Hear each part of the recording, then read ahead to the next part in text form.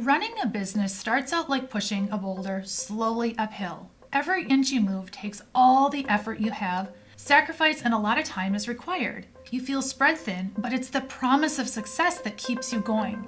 Eventually, there comes a point when you reach the top of the hill. You found market fit, and your revenue is rapidly increasing, so you have more time and less sacrifices required, right? Well, that's not always the case for most business owners. Now, you may have experienced a paradigm shift. Instead of pushing the boulder uphill, you're chasing it down the slope, trying not to let it get away from you. This can seem just as difficult as the growth phase you already undertook. Unmanageable growth risks the beginning of a decline at the very least, and at the very worst, total devastation when things fall apart due to not having the right people, plans, processes, and performance tracking systems. Just 4% of businesses routinely document their processes, knowing how to put out the fires that occur daily. It's also estimated that 82% of businesses' failures are due to poor planning. Are you starting to see the connection? I'm Emily Allen, co-author of The Art of Success in Business and Motherhood and certified project management professional with 2 decades of experience in the corporate world. In this video, I'm going to explain how you can create sustainable growth by vastly improving your people, your plans, processes, and performance tracking. This video is for you if you're looking for better time management, better customer satisfaction, or to improve efficiency and agility. If you're considering or undergoing a process change project and looking for the clarity and confidence to do so, I'll help you avoid the pitfalls that cause so much business drama, usually because we don't have the right plans in place. Perhaps you're trying to do it all and feeling spread thin, unable to get from the hundreds of thousands per month to the millions, or from the millions to the tens of millions. Did you know only 1 in 3 Fortune 500 and S&P 500 companies employ a chief operations officer? Even less companies outsource their accounting to a CPA. Okay, but these are still Fortune 500 companies with tens of thousands of employees. But if that's not you, and you don't have people in place to help, what does that mean for your ability to scale? Doing everything yourself is not a strategy. It won't allow us to experience real growth. I mean, taking off on vacation for 2 weeks without checking your email kind of growth. So let's go over the 4 key areas that affect and can lead to sustainable business growth. And by the way, at the end of this video, I'll show you how you can connect with me to get personalized attention and address some of the growth strategies in this video. In my experience helping business owners gain clarity and confidence about their systems, I've come to realize it boils down to 4 key areas that influence business growth. These are the 4 pillars of power. Each of these elements can either be a source of tremendous power and business growth, or can be a roadblock that prevents that. So let's try to understand and master these. The first pillar is people. First of all, let's make it clear that the secret to growth is delegation. Or as Henry Ford stated, working together is success. Leaning on others and dealing with accountability can be intimidating, I know. We generally like that feeling of being overwhelmed and busy in the daily grind. It makes us feel productive. But real growth can only come from building out your team. If you're one of the 56% of business owners that says finding talent is a problem, then stick around. Later in this video, we'll go over some practical real-world solutions to help you with that. Sometimes the missing roles are obvious. Take for an example, a cardiac hospital where the top-ranked surgeons perform only the heart surgery itself. They leave the pre-op and the post-op procedures to more junior staff. Similar delegation has helped lawyers at large law firms and school administrators make the most of their time and skills. When you define your roles and responsibilities, you make your people a source of power and not a roadblock to growth. Once roles are sorted out, they need to be considered in relation to each other. Failure to clearly define your organization structure can lead to internal dysfunction as people try to understand what their purpose is and who should be working on what project. Once you've got the right people in the right seats, they're going to be able to carry out the work that needs to be done. They're going to understand where they fit in within this puzzle of your business, allowing you to not have to micromanage, not having to be there every second of every day.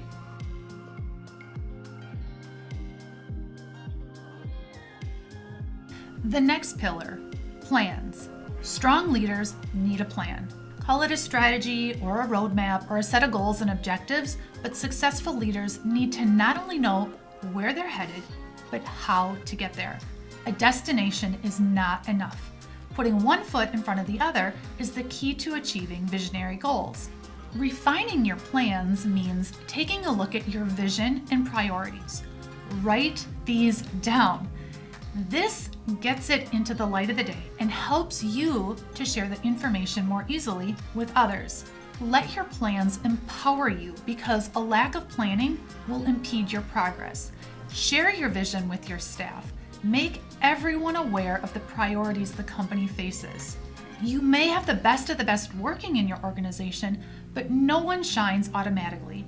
It takes alignment with your vision and your goals. Most business owners' thought processes go like this. I've got this vision, I've got this business, this idea of where I want to go and what I want to do, and I can see that in my head. But if you don't talk about it with the people in your business, they're going to fill in the blanks, leading to confusion and inefficiencies. So again, make your plan element a powerful one and not a roadblock by writing down your vision and sharing it with your employees.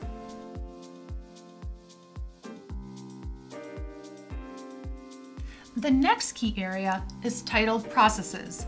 Your business has to have systems that can run without your direct influence. You cannot run various parts of your business individually and expect to scale. According to Entrepreneur.com, poor process documentation accounts for 82% of businesses' failures each year. The tragic part is, some of these businesses were succeeding, but the growth came too fast and was unmanageable due to a lack of process mapping. How can it be that 82% of business failures are due to the lack of clarity into their own business processes? Let me give you a typical example. Several companies I know experienced exponential growth year to year. However, their deliverables timeline did not shrink. In fact, with the backlog, it grew. So they were taking longer to fulfill their services. Meanwhile, accounts receivable was taking longer to collect payments, more clients, more work, less efficiency. This lack of systems planning caused them to literally start going bankrupt, even though they were far exceeding their revenue projections. The key takeaway here is to start mapping and identifying your process flows. By considering how your systems work with your current and future desired states, you can begin to understand what needs to be done to create more powerful automated processes.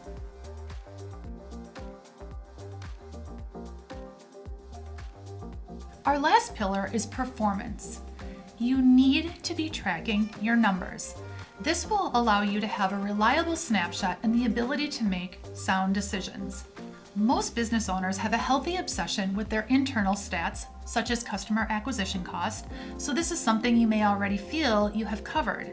However, a mere 17% of companies actively use big data analytics today. If you're not able to assign a number to important metrics like customer satisfaction, there's no way to improve them. It could be something as simple as NPS score to start.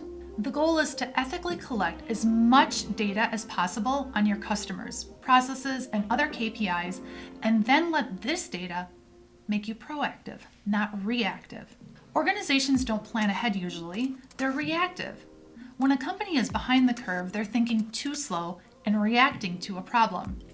In the next section, we'll take one of these pillars and run through a real-world example to show you the type of analysis and action that can be taken. And later, after that, I'll show you how you can connect with me for a free 15-minute strategy call to see how we can apply these same concepts to your operations.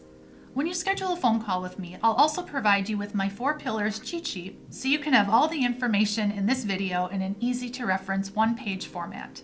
Working with your people. Solving every roadblock in your business isn't going to happen in just one video or even one day.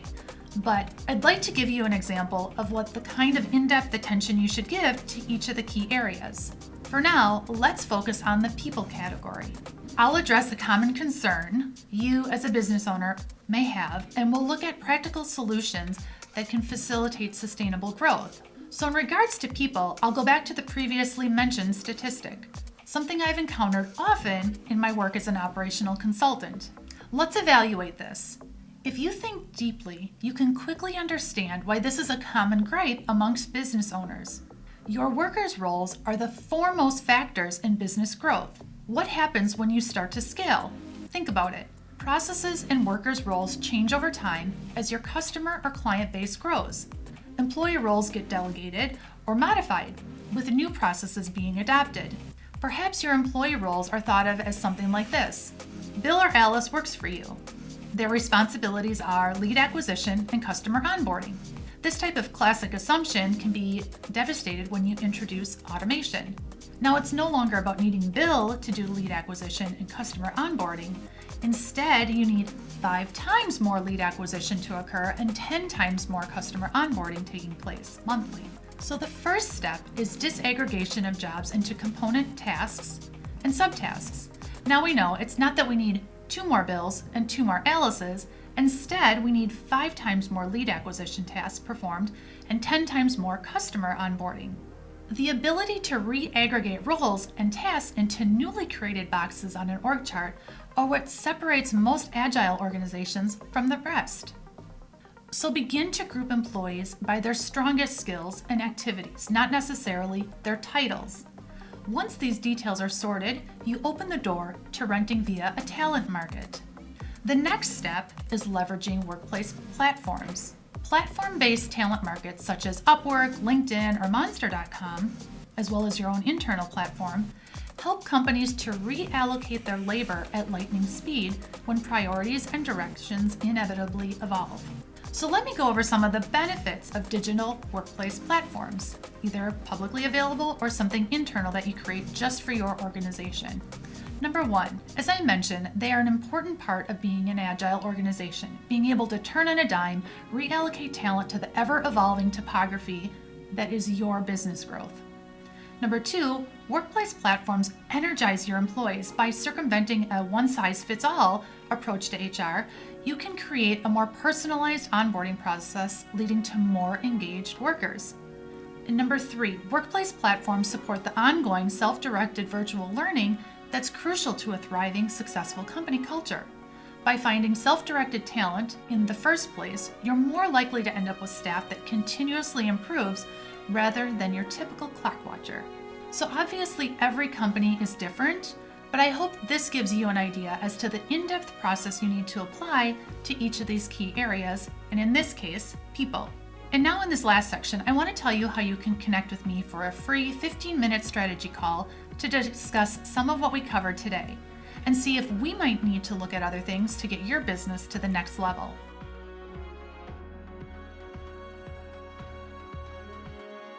In my role as an operational consultant, I've helped businesses like yours succeed through manageable growth. I've helped companies expand their revenue from $1 million a month to $10 million and experience 4 times gains year to year.